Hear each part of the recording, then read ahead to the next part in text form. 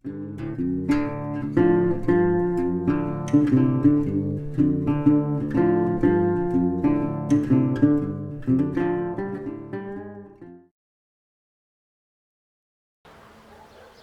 sunt Relu Nica, bine ați venit pe canalul meu de YouTube.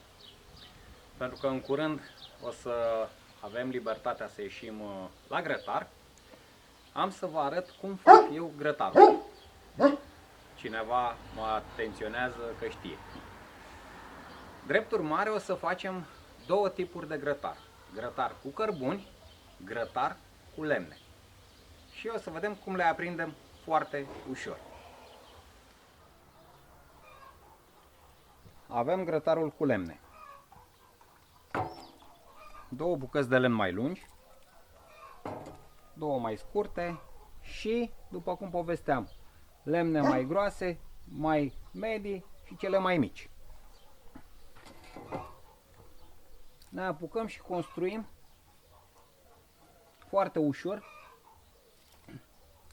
pe aceste două bucăți de lemn.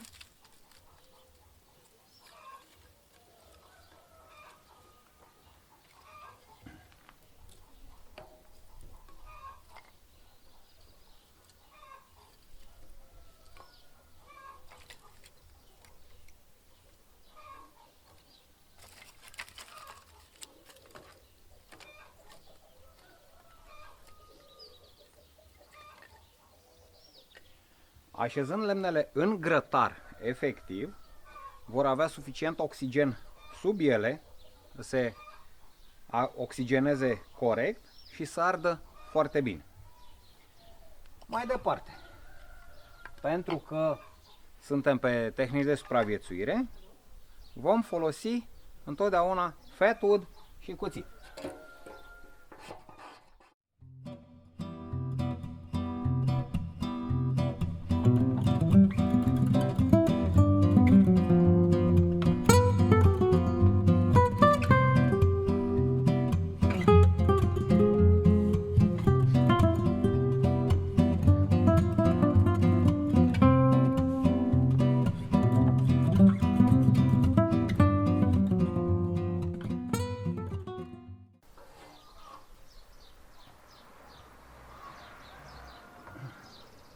Avem grămăjoara de fat wood pe care o aprindem.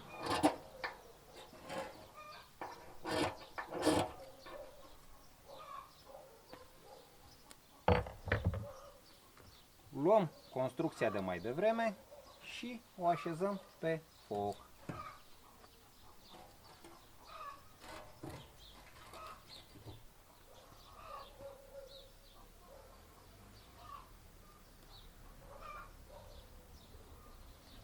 Nu folosesc motorină, este fumul de la fat wood care conține foarte multă rășină.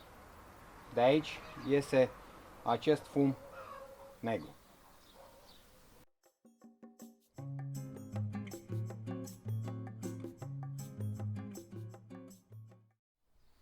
Deja baza s-a aprins, continuăm să construim.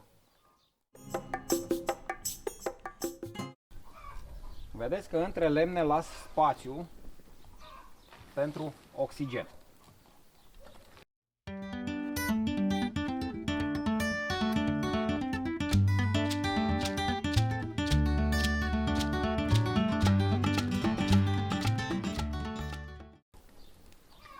Așezând lemnele în acest fel, toate lemnele vor fi la același nivel de ardere în același timp.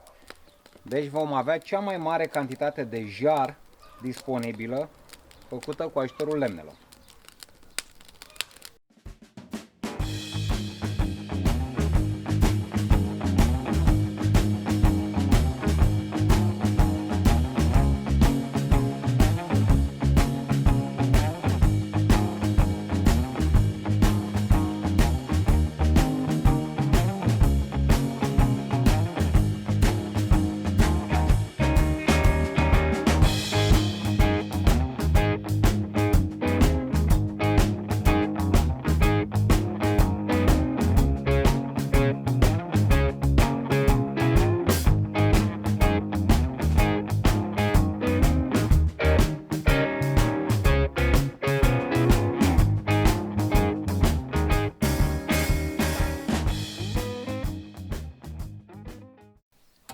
Din cele câteva lemnișoare pe care le-am pus, am produs suficient jar să-mi fac grătarul.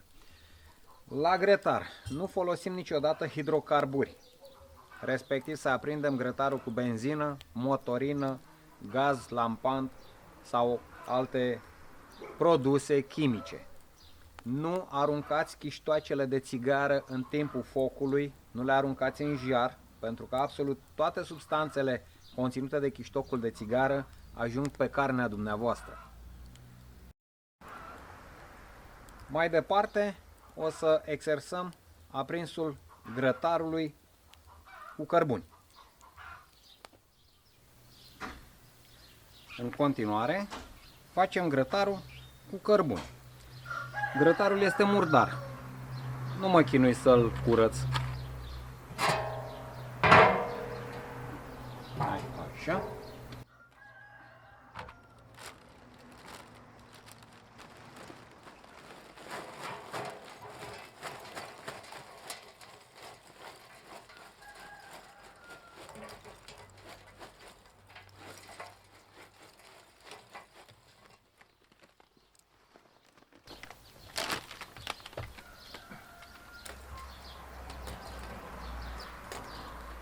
Am pus cărbunii efectiv pe grătar cu sacul.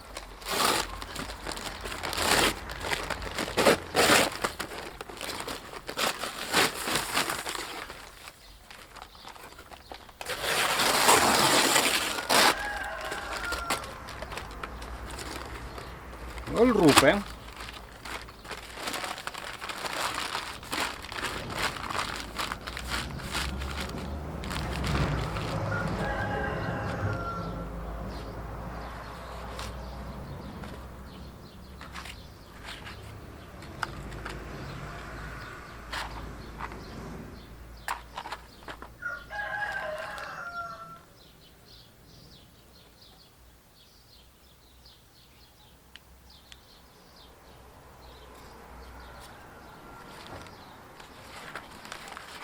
Și îl băgăm sub cărbuni.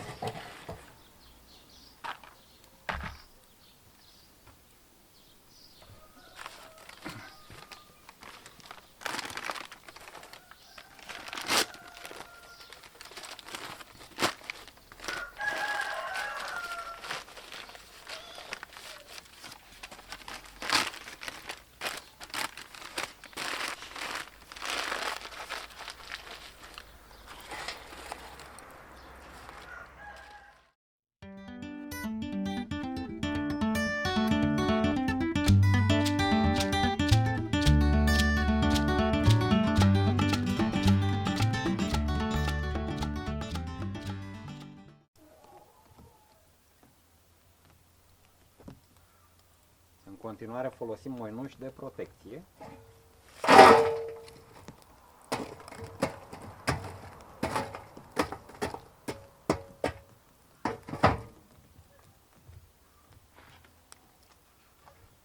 Peria de sârmă.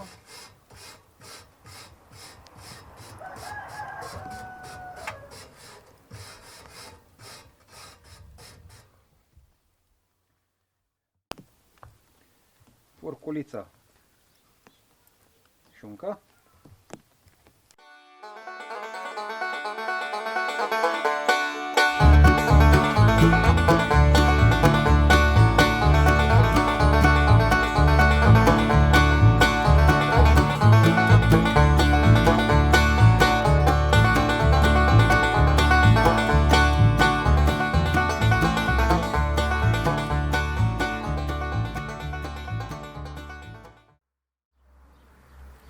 Supraviețuirea înseamnă să exersăm în fiecare secundă a vieții noastre. Eu am exersat cum să aprinde grătarul, în două feluri diferite. Vă urez poftă bună, mai sunt foarte puține ore până când o să avem voie să ieșim la grătar. Până data viitoare, aveți grijă de voi, stai în casă, mai e puțin și exersați. La revedere!